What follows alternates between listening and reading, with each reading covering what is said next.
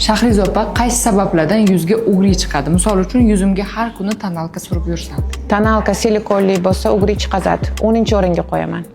Ich qotishi, Ich qotishi 2ga qo'yaman. Pomidorlar rosa toshib ketadi. gazli ichimliklar ichish, Gazlini 7ga qo'yaman. Bu ham sabab.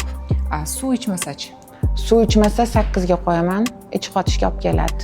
shirinliklar yesachi, Shirinliklar yesa ham toshadi. 6ga qo'yaman. kech uxlash, Kech uxlash birinchi o'rinda. Qancha ko'p stress bo'lsa organizmda, shuncha ugrilar toshadi. gormon o'ynashi, Garmo o'ynashini 4ga qo'yaman. Aynan shu zonada chiqadi ko'pincha. genetika bo'lsa-chi bu? Genetikani 9ga qo'yaman. Ko'pincha bu ham sabab. Fast foodlarni ko'p yeyish, Fast foodlar juda ham ko'p chiqadi. 3-o'ringa qo'yaman. yog'li yuzga uxot qilmaslik, Yog'li yuzga uxot qilmaslik, yog'lanish ko'payib ugri chiqadi. 5-o'ringa qo'yaman. Ugrilarni ketkazish juda ham oson. Faqatgina to'g'ri uxot va ichki organizmni to'g'ri qilish, to'g'ri dietada yurish va to'g'ri uxlash qizlar.